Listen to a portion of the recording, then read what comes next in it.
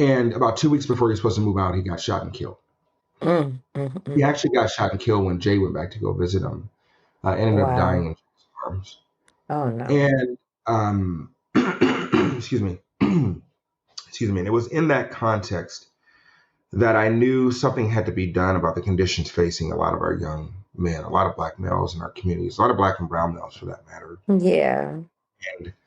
And I decided to engage in a research project to figure out, like, what could we do to help young Black men. Hi, thank you so much for joining the Falling for Learning podcast. I am TD Flenaugh.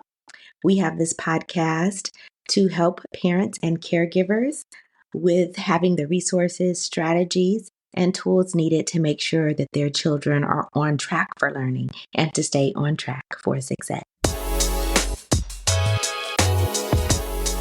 Well, thank you everyone for joining us on the Falling for Learning podcast. We are here today with Dr. D'Artagnan Scorza.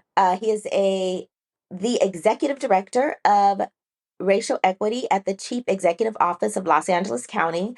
He currently lectures in the UCLA Fielding School of Public Health. In 2008, he founded the Social Justice Learning Institute and served as its executive director until 2020. He also served on the Inglewood School Board from 2015 to 2020. Scorza earned a PhD in education from UCLA in 2013. He also served as a personnel specialist in the U.S. Navy between 2001 and 2006, completing a tour of duty in Iraq. Thanks for joining us, Dr. Scorza. I'm happy to be here. Thank you so much, Dr. Flenaugh.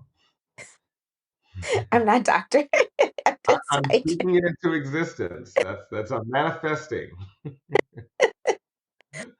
Well, it's so good to have you here. Let's just keep it real for the audience. Dr. Scorza is my brother-in-law, so I've known him for many years. He's married to my sister.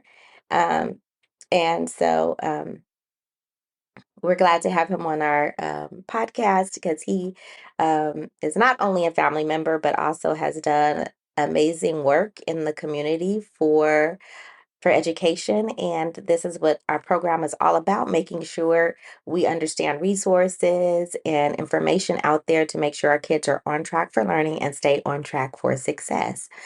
First of all, thank you so much for having me here. I'm incredibly excited to talk to folk about, how we can do work to help improve outcomes and conditions for our young folk in schools and beyond. And I think, I've been happy to see the work, not only of this podcast, but the work you've done in schools and in education, and super excited to share more about how we can advance this work in LA County and beyond. Well, Dr. Scorza, what made you decide to go into education? I decided to go into education. I actually wanted to go into law first. Like many, I think, young folk who are like, oh, being a lawyer is the thing you can do, or being an engineer or a doctor. And I thought law, I thought law would be one of the ways that I could help transform outcomes in my community. Having grown up in Inglewood, both in Watson, Inglewood, and having seen many challenges in my community, I thought law would be a way for me to help, bring justice to, my family, to help make sure that, we were able to rectify policies that were having a negative impact on folk in our communities, like, the war on drugs and the war on poverty. So law was really my interest. And it wasn't until the death of one of my family members in 2006, I had just come back from Iraq, and he was going to come and live with me in San Diego. I had another family member who came and live with me, and he said, if the family member, I'll call him Jay for the time being, Jay said, if I don't leave this neighborhood, somebody's gonna kill me. And I said, okay, well, he says, can I come live with you? So he came to live with me. And then another family member wasn't gang involved. He saw what we were doing. I got Jay enrolled in college. He was working. Yeah. Excuse me. It was a great, I think, sort of transition. And another family member was graduating high school. And and wanted to come down here wanted to come and live with me in San Diego. And I said, sure, you can come and do that. And about 2 weeks before he was supposed to move out, he got shot and killed. He actually got shot and killed when Jay went back to go visit him. Ended up dying in his arms. Oh no. And excuse me. Excuse me. And it was in that context that I knew something had to be done about the conditions facing a lot of our young men, a lot of Black males in our communities, a lot of Black and brown males for that matter. Yeah. And I decided to engage in a research project to figure out, like, what could we do to help young Black men deal with the challenges many of us face. My dad was incarcerated at the time. My brothers were incarcerated. I had family members who had been killed in and around Los Angeles. And I said, we got to do something about these conditions. We have too many of our young men locked up. We have too many challenges in our schools. Just we had to do something about it. Right. And it was through sort of doing that research and eventually becoming a McNair Research Scholar at UCLA that I was able to build out a program that's centered on helping young men, especially African American men, within schools to, transition out of the carceral system and into pathways of opportunity. And I based it on the Detroit Malcolm X Academy model as well. Can I just interrupt you for a moment? So you have all this going around you with father, brothers, cousins, all these people, but what made it different for you that you weren't involved in those kind of things? I will tell you, it's interesting. I had to ask myself that question, and I asked myself that question during my PhD program. Excuse me, because I would go visit my dad in Tehachapi State Prison, and I would sort of always, try to figure out what did make me different, and it wasn't so much that I was different from them or from my family or from my brothers or my cousins. They all have the same, I think, in many ways, potential and capability. They're all just as smart and just as brilliant. But what made things different were the people in my life. So it was the teachers in my school who were like, hey, we see something in him. Let's go ahead and, invest in him. Or it was family members who, when we were homeless at some point, they took us in, right?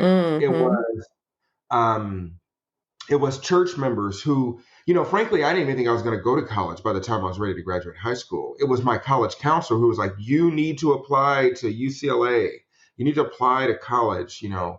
It was, family members and church members who were like, hey, we got to keep you on the right pathway. I remember there was one time I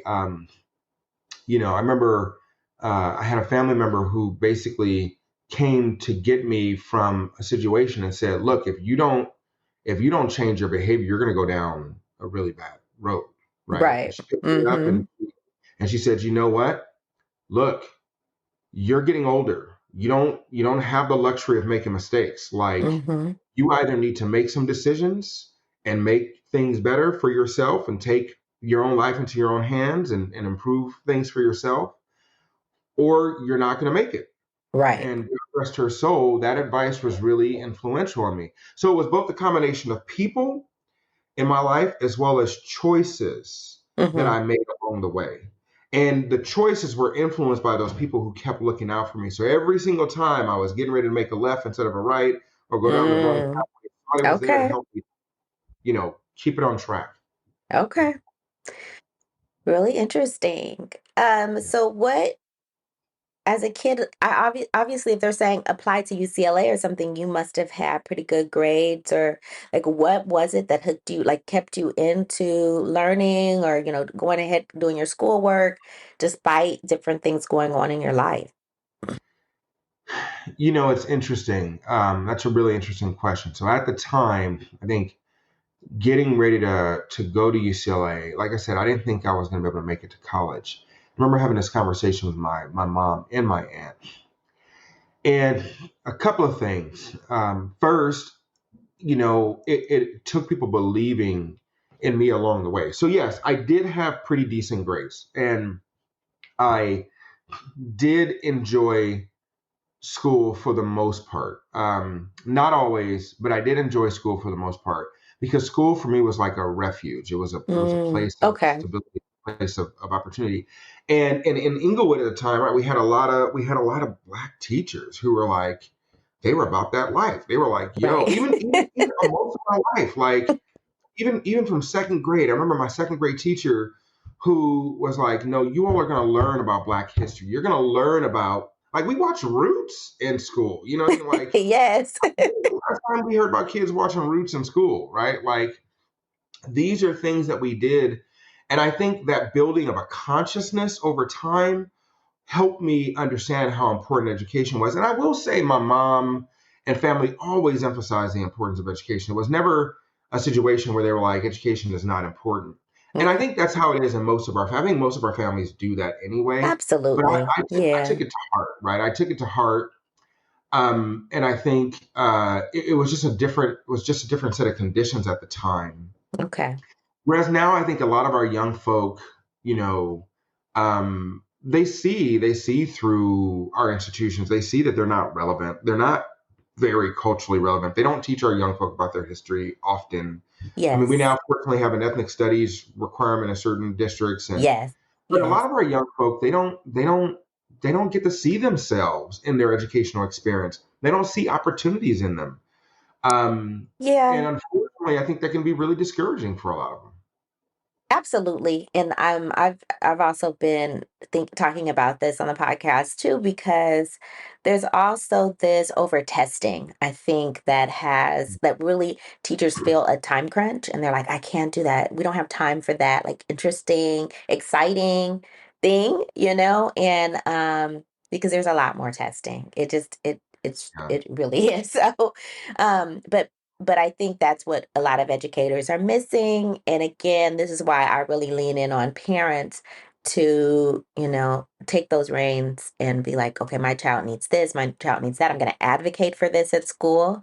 Um, because it's easy to get caught up in the testing for teachers, right? Like everybody is leaning in, like you've got to be testing and it's, this creativity stuff. We don't have time for it, and, we literally have those conversations. So when they, Yeah. No, it's I hard. agree.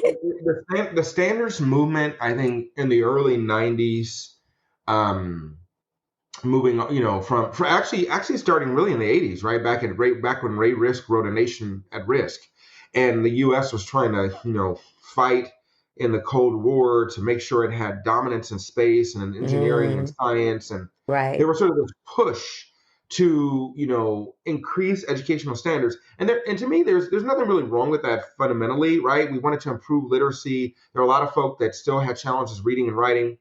That's not a problem or a bad thing in and of itself. But the challenge was that I think the standards movement, it really began to emerge in the '90s, took away the room to actually customize and localize and contextualize education and education opportunities for our young folk.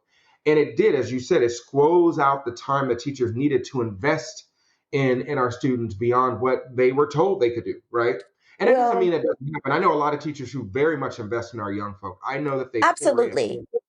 I just want They to are push doing back so much more. against that a little bit because the standards I feel like are not the issue. Like having a baseline of everyone should be learning this. The issue is the testing. So the amount of time that testing takes, the structure of the test, people are trying to um, do that. And then also, we also don't think about this invisible issue is like these testing organizations are making billions of dollars, right? And so it's I feel like the testing is the issue. Like what to teach is not like is the standards, which Well, is then, not bad, but the testing, the time, energy, money, all of that's put into the testing. And they really traumatize teachers. I've talked to traumatized teachers about these testing. Like when our test scores went down, they were on us in such uncomfortable ways. Like I don't want to veer off that trail again and have to deal with that, is what I'm hearing from teachers. And so Yeah. again, the unintended consequence is very rigid, not as creative or culturally relevant tasks in the name of let's get them ready for the test. Yeah. And that's, ends up being very problematic because then we have kids who are just fed up and they'll be like, I'm not doing it. And they Yeah. don't. Yeah. No, I agree. And they I don't. agree. And you know what? And I think that makes a lot of sense. And I agree with that. I agree that testing is certainly a challenge. Yet I also maintain that someone set the standards, right? Yes, for truth. Someone someone set those standards based upon whatever ideology they had, based upon whatever priorities they wanted to set, based upon their political political outcomes they wanted to achieve. Yes. Right, we had No Child Left Behind. That sort of really accelerated the move towards deeper testing and more rigorous testing. Right. Yeah. So the question to me in my mind is, what makes sense for our communities, for our kids, for our young folk to help Right. them thrive and succeed? And again, you're right. There's nothing wrong, and I think I said that there's nothing wrong with having standards and wanting to make sure that everyone can be successful, making sure that Right. everyone can succeed in our society. I think that's actually a really good thing to uphold, a really good value to have. The question is how we apply it. And I think to your point, the application of the standards themselves, but the application of the standards, utilizing testing as a way to measure, whether or not students are performing, has really had, to your point, these unintended consequences, or Right. maybe they are intended. We don't know. Yeah. I've been saying that schools have been designed this way for a long time, Absolutely. right? Absolutely. And they were based upon a manufacturing economy. We've now moved towards a service and finance economy. Many schools have really not kept pace with what our society needs in order for our young folk and many students of color themselves to thrive. Right. And it's important. I mean, like it's notable because you're I want to say something else. Like you're right. When I think about standards, I think more like English standards. But when we think about like social studies standards and science standards, of course it is more agenda based. The English is easy. I could kind of teach any book with the standards or any content with the standards. With English, we have a little bit more autonomy in that way, because it's like, you're writing an essay, you're writing a story, you're writing, so it's not, but it could be any story, so, but you're right, with the other standards it is more like politically driven, of course, and we see in other states like Florida and stuff like that, like Yeah, really. yeah, So I forgot about that. Like a lot of times I really think about English, but the other thing is, one thing that you were saying about like we don't know if it's designed for that. And I'm like, you're right, because some, originally we did have these tiered